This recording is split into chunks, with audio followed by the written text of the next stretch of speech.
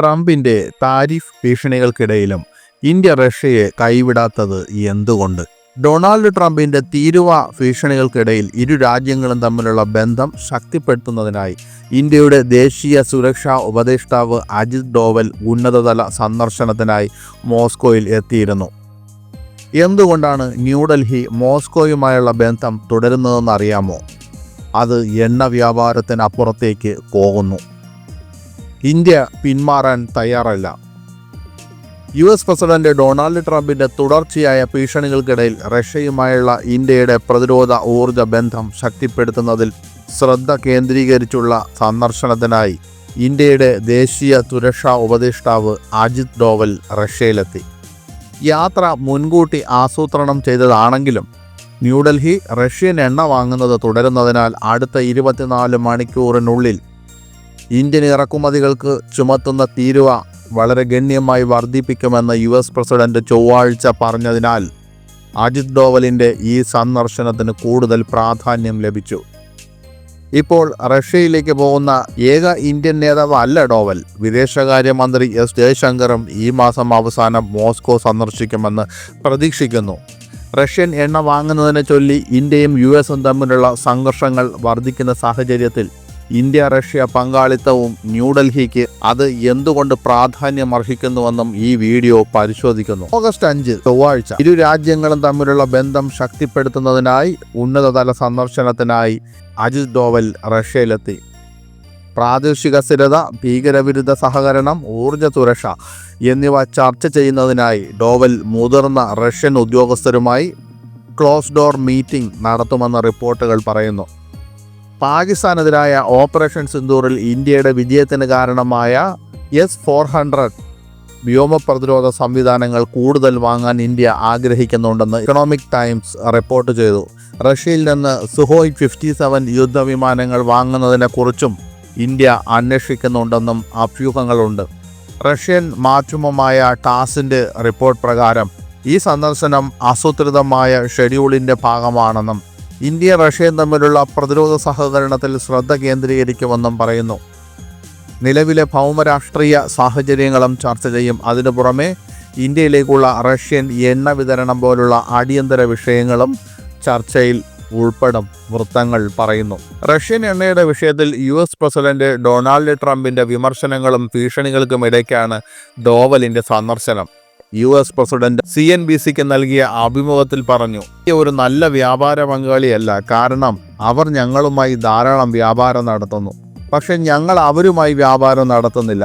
അതിനാൽ ഞങ്ങൾ 25% തീരുവയിൽ കാര്യങ്ങൾ ഒത്തുതീർന്നു. പക്ഷേ അടുത്ത 24 മണിക്കൂറിനുള്ളിൽ ഞങ്ങൾ വീണ്ടും അത് ഗണ്യമായി ഉയർത്തുമെന്ന് ഞാൻ കരുതുന്നു, കാരണം അവർ റഷ്യൻ എണ്ണ വാങ്ങുകയാണ്. ഇന്ത്യക്ക് മേലുള്ള US തീരുവ ഗണ്യമായി ഉയർത്തുമെന്ന് പറഞ്ഞതിനും ന്യൂഡൽഹി റഷ്യയിൽ നിന്ന് എണ്ണ വാങ്ങി ലാഭത്തിന് വിൽക്കുന്നുവെന്ന് ആരോപിച്ചതിനും ഒരു ദിവസത്തിന് ശേഷമാണ് അമേരിക്കൻ നേതാവിൻ്റെ ഈ പരാമർശങ്ങൾ വന്നത്. വാസ്തവത്തിൽ കഴിഞ്ഞ കുറച്ച് ദിവസങ്ങളായി ഇന്ത്യ റഷ്യൻ എണ്ണ വാങ്ങുന്നതിനെ US പ്രസിഡന്റും അദ്ദേഹത്തിൻ്റെ ഭരണകൂടത്തിലെ അംഗങ്ങളും വളരെയധികം വിമർശിച്ചിരുന്നു. സ്റ്റേറ്റ് സെക്രട്ടറി മാർക്കോ റൂബിയോയും White House deputy chief of staff Stephen മില്ലറും ഇന്ത്യ റഷ്യയിൽ നിന്ന് എണ്ണ വാങ്ങുന്നതിനെ ചോദ്യം ചെയ്തു. ഇരു രാജ്യങ്ങളും തമ്മിലുള്ള ബന്ധത്തിൽ ഇതൊരു അസ്വസ്ഥത ഉണ്ടാക്കുന്നതാണെന്ന് മില്ലർ അഭിപ്രായപ്പെട്ടു. അതേസമയം ഉക്രൈനെതിരായ റഷ്യയുടെ യുദ്ധത്തിന് ഇന്ത്യ ധനസഹായം നൽകുന്നുവെന്ന് മില്ലർ ആരോപിച്ചു. എന്നിരുന്നാലും റഷ്യൻ എണ്ണ വാങ്ങുന്നത് ഒരു അനിവാര്യതയാണെന്ന് ഇന്ത്യൻ വിദേശകാര്യ മന്ത്രാലയം പറഞ്ഞതിൽ ഇന്ത്യ ഉറച്ചു നിൽക്കുകയും അമേരിക്കയും യൂറോപ്പും റഷ്യയുമായി വ്യാപാരം നടത്തുന്നുണ്ടെന്നും ഇത് ഇരട്ടത്താപ്പാണെന്നും ആരോപിക്കുകയും ചെയ്തു. ഇന്ത്യയെ വിമർശിക്കുന്ന രാജ്യങ്ങൾ തന്നെ റഷ്യയുമായി വ്യാപാരത്തിൽ ഏർപ്പെടുകയാണ് എന്ന് വിദേശകാര്യ മന്ത്രാലയം ഒരു പ്രസ്താവനയിൽ പറഞ്ഞു. അത്തരം വ്യാപാരത്തിൽ ഒരു പ്രശ്നവും അവർക്കില്ല എന്ന് മന്ത്രാലയം പറഞ്ഞു.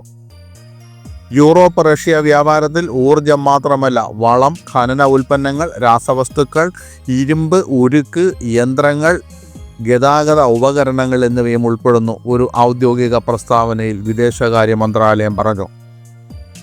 ദേശീയ താൽപ്പര്യങ്ങളും സാമ്പത്തിക സുരക്ഷയും സംരക്ഷിക്കുന്നതിന് ആവശ്യമായ എല്ലാ നടപടികളും സ്വീകരിക്കുമെന്ന് ഇന്ത്യ പറഞ്ഞു. ഇന്ത്യ റഷ്യ ബന്ധങ്ങളുടെ ചരിത്രം എന്താണ്? റഷ്യയുമായുള്ള ഇന്ത്യയുടെ ബന്ധം എണ്ണ വ്യാപാരത്തിന് അപ്പുറമാണ്.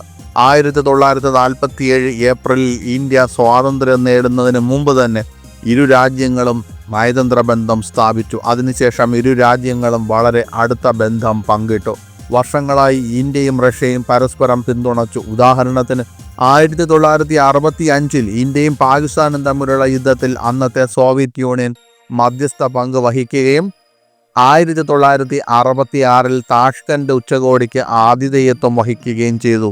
അവിടെ ഒരു സമാധാന ഉടമ്പടി ഒപ്പുവെച്ചു. മാത്രമല്ല 1971 ഇന്ത്യയും പാകിസ്ഥാനും തമ്മിലുള്ള യുദ്ധത്തിൽ റഷ്യ ന്യൂഡൽഹിയെ പിന്തുണച്ചു.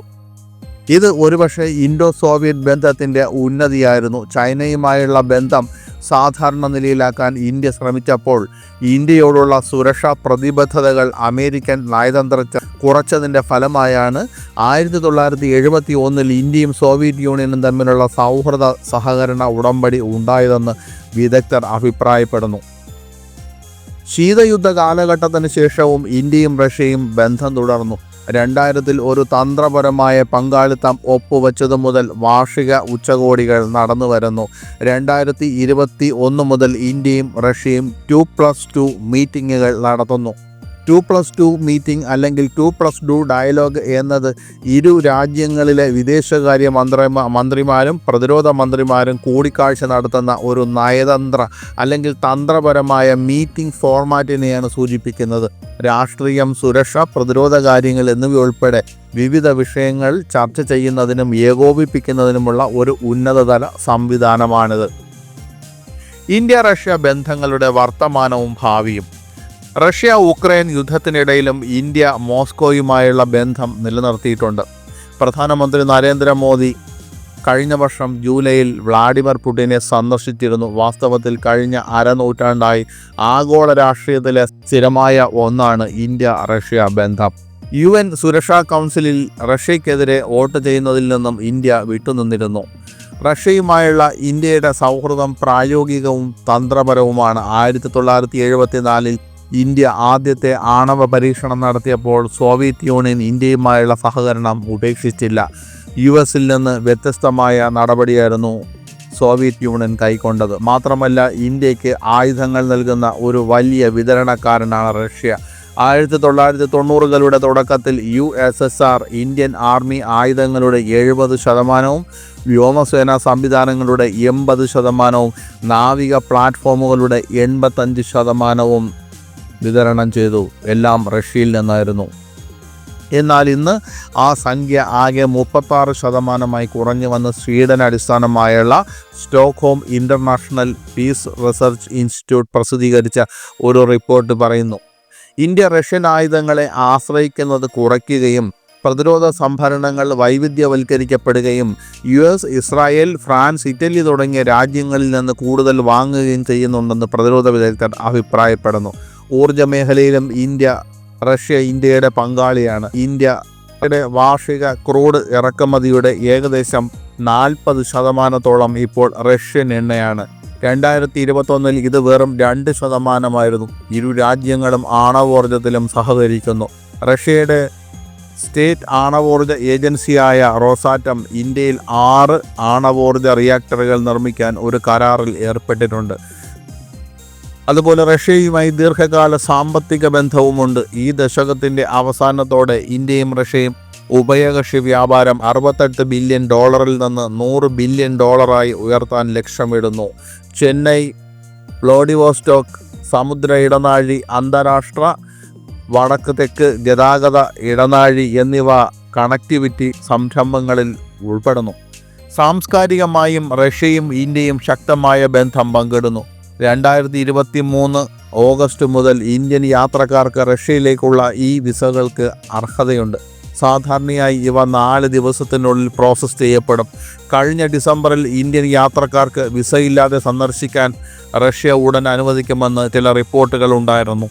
ട്രംപിൻ്റെ വർദ്ധിച്ചു വരുന്ന ഭീഷണികൾക്കിടയിൽ ഇന്ത്യ റഷ്യ ബന്ധം എങ്ങനെ മുന്നോട്ട് കൊണ്ടുപോകുമെന്ന് കാണുന്നത് രസകരമായിരിക്കും.